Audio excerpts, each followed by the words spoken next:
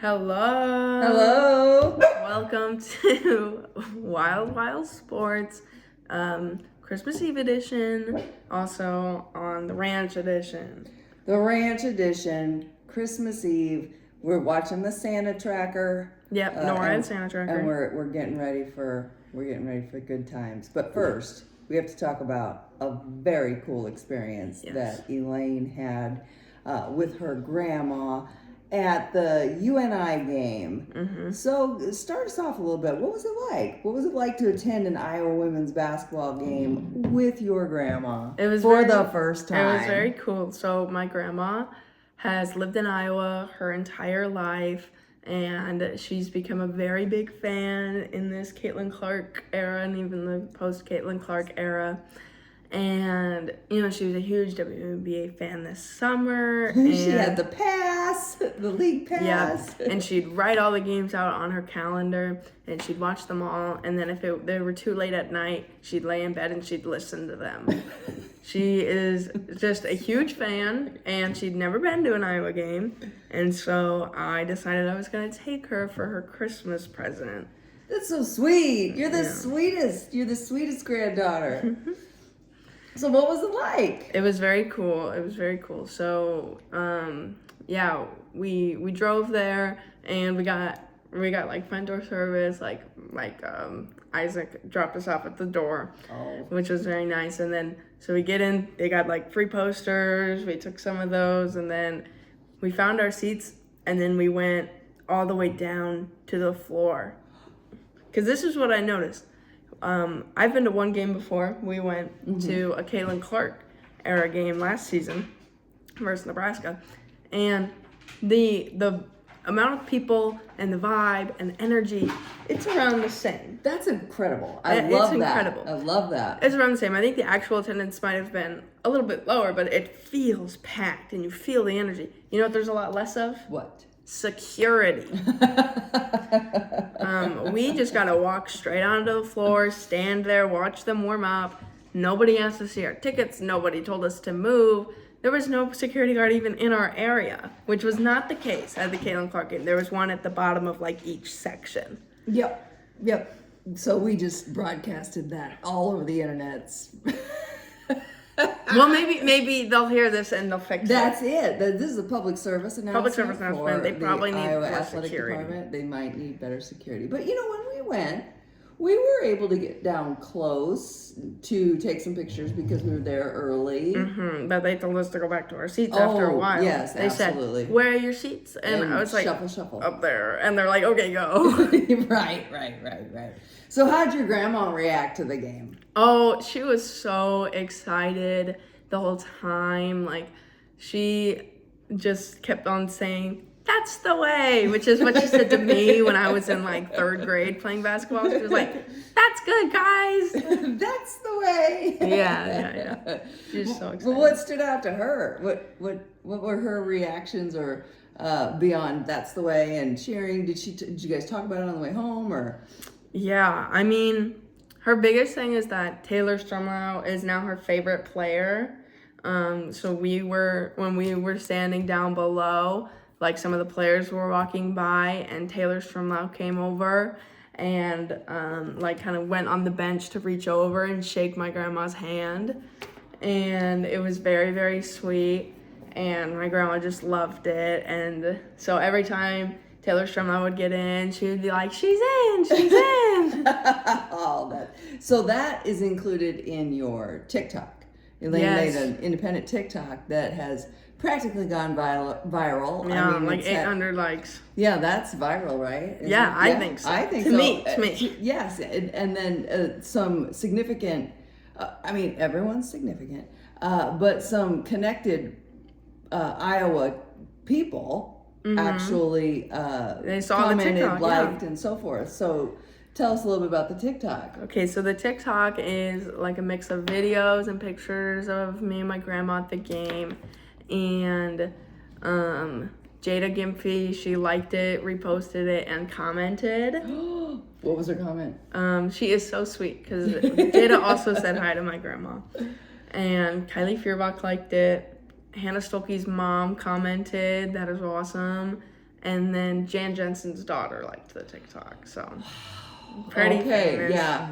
You're not. Your grandma is. Yeah, I'm not famous. No, nobody cares about me. She'd probably get maybe some courtside seats next time. I mean, they'd say, here comes that. When we were leaving, she was like, I was like, so would you want to come again? She was like, yeah, tomorrow. That's so great. Yeah. I love that. Yeah. So when you think about our family and everybody within it, so what'd you learn about your grandma during this experience? Was anything, did you see any other side of her, or as you talked about Iowa basketball, it's a 3-hour trip there and so forth. Did you learn anything about your grandma? I don't know. I learned that, she's a big fan, and she talked about like living in Iowa her whole life. I know she just had a really good time, and I just love spending time with her. And obviously while I was there, I thought of Graham, my other grandma, who I was thinking about how she played in the Iowa like state high school tournament and all that. So I just thought about like how far women's sports have come, and the support that's there in the state of Iowa. It's just it's something special. It's something special. What a time to be alive. I mean, here we're Nebraskans. We live in Nebraska, lifelong. But we sure have some Iowa connections. Oh, yeah. So, yeah, absolutely. Well, you want to talk about the game? Yeah, let's talk about the game. Or is there anything else you want to share about the experience itself? Like I said, like the atmosphere was just so similar. Like I don't think you can say, oh, that's the Caitlin Clark atmosphere. It's the Iowa women's basketball atmosphere. And my favorite, I don't go to many basketball games like this, but like we were cheering after every possession, like they get a stop, they get a rebound, or like an unforced, it's a good shot, they just missed, we get the rebound. We're cheering. Everyone around me is cheering. We're like, yes, like. Well, and that's the crowd effect. I think people can't underestimate that. And I think the energy that the fans bring to the Iowa women's basketball arena, to Carver Arena, can be like that sixth player. I mean, that's it's real. Like I think people diminish the impact, but like after every single thing you do good, people are cheering, and it's like the roof is blowing off. Yep. Like they bring the energy. Yeah, and that's so critical. Yeah. So critical. Well, let's talk about the game. All right. Okay, so tell me. I mean, I had kind of a disaster that day. I'm not going to get into it a ton here, but the Amazon I am going to get into it just a little bit. No, okay, shoot. Well, Amazon driver busted our well pipe, and so we had no water for the whole day. Do you want me to? Are you giving me the hook on this? This is about basketball. Okay, this is about basketball. The point is, she couldn't watch the game. I couldn't watch the game. It's okay because I watched the game. Right. So this is going to be all Elaine's perspective and me reading some stats, which is not ideal, but when you had somebody that was there and had the kind of experience she did, you cannot not address it. You can't not talk about it. So we're going to rely on Elaine's game analysis. Yeah. So I've got some stats here. So first, I want to start with, and maybe I'm still going to start with it. We have been giving on the pod some suggestions to Taylor McCabe. Yeah. As we have the Nebraska connection, Elaine has some of the playing together or against Taylor in high school. So I see that she kind of had a big breakout game. Season high 15 points, 5 of 8 from the three-point line, 3 assists, 2 steals, 2 boards.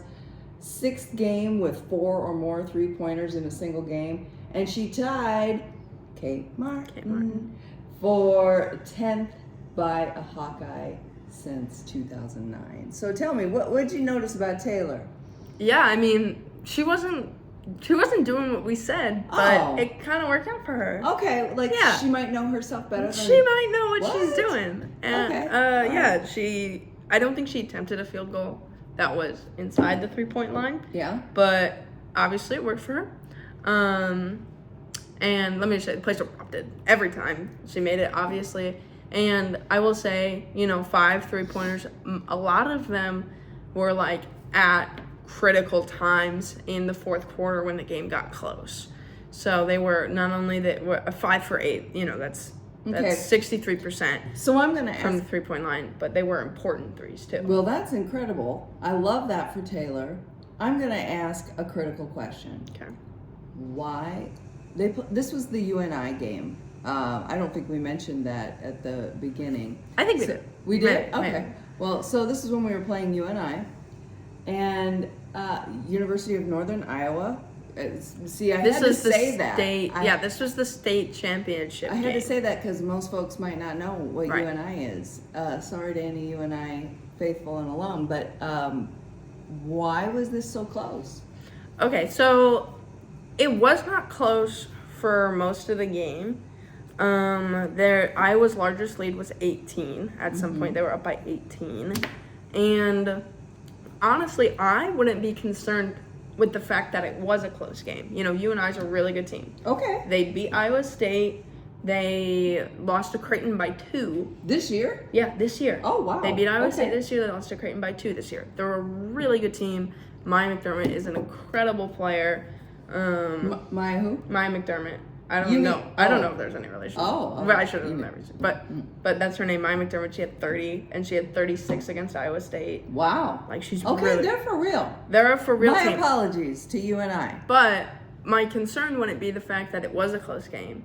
It would be the fact that it wasn't, and then it became a close game. Well, what led to that? Yeah, it was kind of all in the fourth quarter. UNI brought out a press.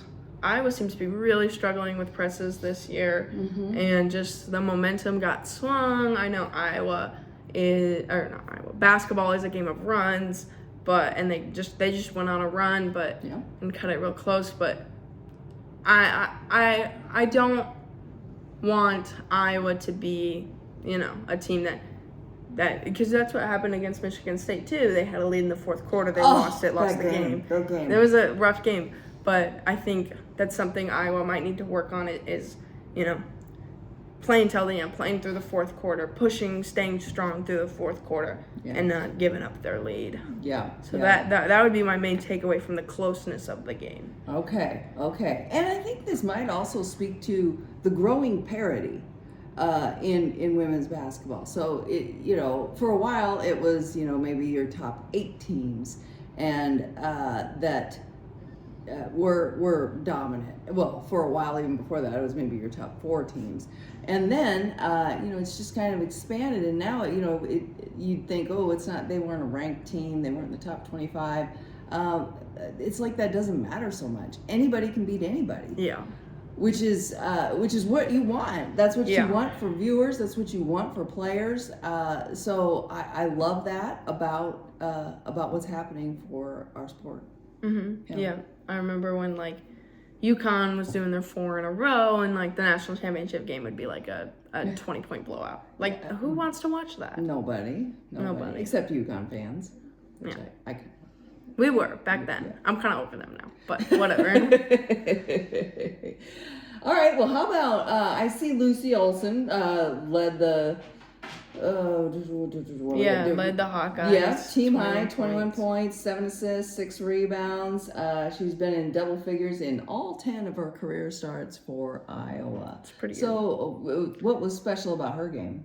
I mean, what's just always special about her game, her mid-range jumper, is pretty unstoppable. Yeah, she'll get a shot off in fearless. Yeah, fearless, and she'll get a shot off in with whoever is guarding her. She just has a way of using her body to protect the ball and quickness that allows her to get that shot off against anybody. Yeah, she had a really good game, really solid stat line. Really important piece, and in my opinion, who won the game for the. I mean, obviously you can't say a single player did, but this is what I'll say. It's like in the closeness of the fourth quarter, the final few minutes, who was Jan Jensen going to? She was going to Hannah Stolke. Really? Hannah Stolke got the ball in like every single final possession. Wow. They were just giving it to Hannah. So she's been playing that 4 spot where she's a little bit more perimeter and clearing it out for O'Grady. Mm-hmm. Was that still the case, or where was she getting the ball? Tell me about that. So she did do that, like the 4 spot for a lot of the game, but at this part she was in the post. Oh, they were giving it to her in the post, and she was just going to work. Wow. Okay. Awesome. What kind of defense was UNI playing most of the time? Because I'm thinking about Taylor with her 5 threes. Did UNI play man? I mean, you mentioned the press, or was it man-to-man defense? It was overwhelmingly man-to-man defense. They would like go into a zone for a little bit, but mostly man-to-man. Mostly man-to-man. Yeah. How'd O'Grady do? O'Grady did good. She had 18. Loving the way she's playing. Yeah. She's got that Jan Jensen style of let's count her dribbles because there will be under 5 for an entire game. Yeah. And the way she uses her body to protect the ball and read the defense, feel where they are, and then go where they aren't is textbook. And she was 8 for 10. Like, she has a very, very high efficiency in general.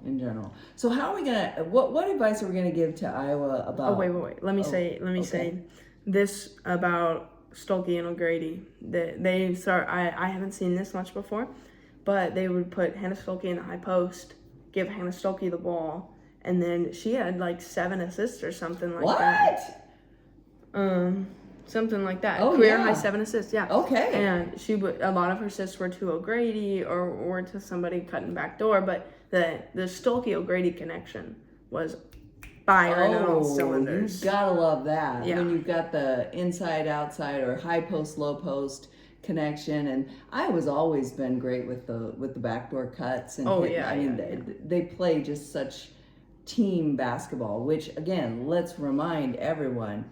This is a brand new team in many aspects. I mean, we've got a couple big returners, but this is also freshmen getting lots of playing time, and important minutes and important contributions. And so I think the recruiting class is top notch. So how are we going to help? What advice are we going to give that their amazing coaching staff hasn't thought of yet about how they can handle the press? Because I've seen that in multiple games, and so have you. The press gives them troubles. So what's next? Yeah, I think most of their trouble comes from trying kind of getting ahead of themselves, like maybe trying to score off the press break.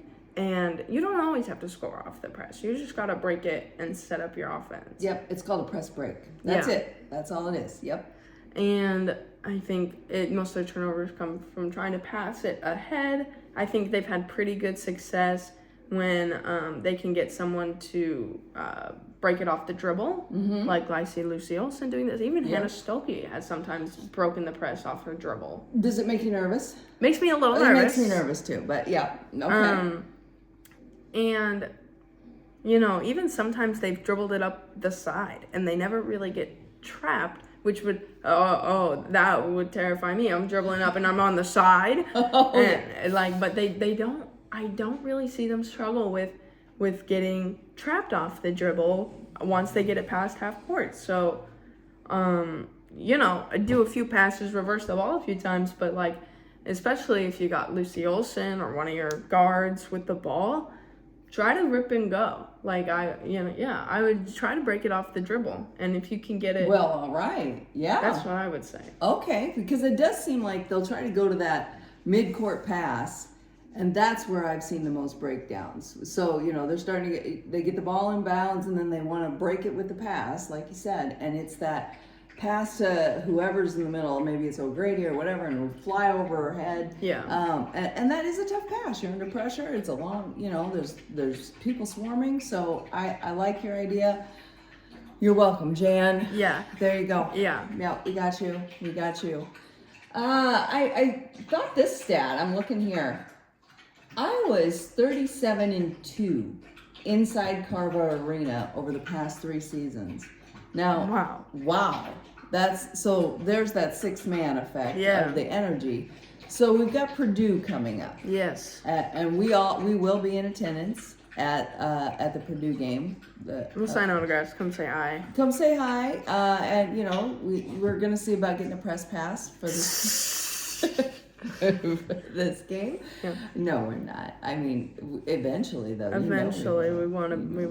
You just put it out there into the universe, see if we can get it to happen. Yeah. But Purdue is always going to bring a solid team. And I'm not even sure, are they ranked? No. No. Okay. Well, they're still going to bring a solid team. Yeah. So we've got the opener for Big Ten play. What's going to be key? I think, honestly, with like how it's been going, every team's doing film, how it's been going, I'm wondering if they'll maybe bring a press or just some high pressure defense. So just like handling the ball. Turnovers have been a big issue for the Hawkeyes this season. It wasn't really this game. I think they only had 12, but a lot of them came from that press in the fourth quarter. So I think handling the ball, no matter what defense they bring out. But yeah, I think the offense and the chemistry on offense has just gotten better and better and better all season. So just go out there, play Iowa basketball, do what you do on offense, and just handle the defense. Now, where was I think that's all great advice, and that will and we're gonna have a lot to say after that game. Where was Sydney Fulter in this game? Oh, she was there. She had less than 10, but like 5 or so points or something, maybe 7. You just always notice her flying in for a rebound. She's a dog.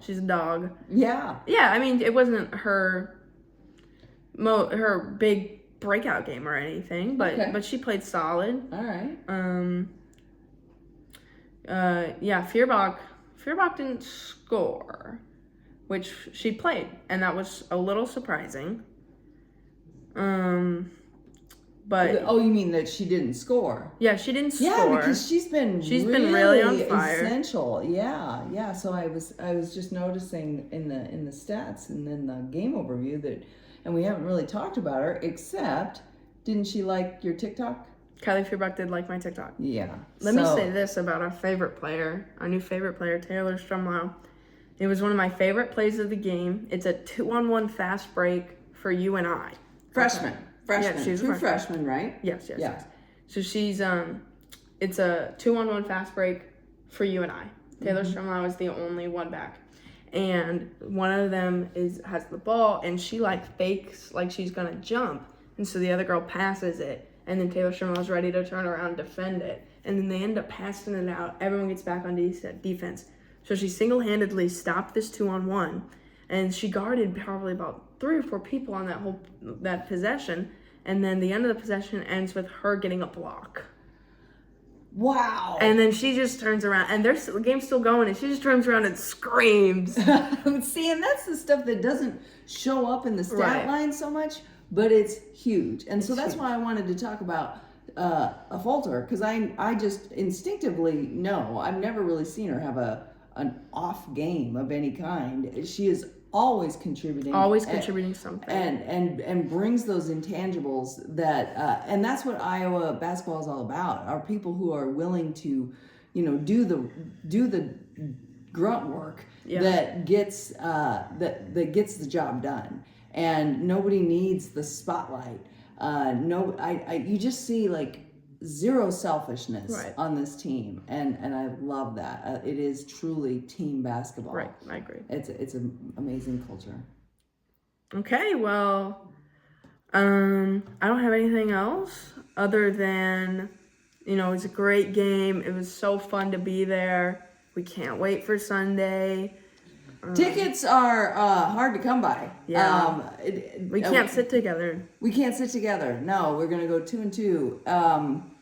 And then our friend Ingrid, she sold her tickets, and she's like, "What's up with this game? Why are these so expensive?" And because she made some money on them, but she was able to talk to some folks, and she's gonna be courtside. So because she got a single ticket, and she'll ride along with us, and so we will have courtside reporting. We are going to harass her until we get the opportunity to maybe sit. Like, I just think we could take turns. Take turns. Like, she'll need to go to the bathroom. Exactly. So when she has to go to the bathroom, Elaine will sit there. Then we'll just, we'll rotate. I think that's fair. Yeah, because she's going to be sitting there, like, next to Lisa Bluter and whatever. And so who gave her the ride? That's right. Who gave her the ride? Yeah. Think about all the gas money you're saving. Exactly. So yeah, I think that's fair. So we'll have real time. Well, not real time. We're not going to podcast. No, we're going to be very much involved. We're going to podcast that night and the next day, but soon after. Soon after. So we're going to have perspectives from the stands, and we're going to have a courtside perspective that we can draw from, or maybe take from our friend Ingrid.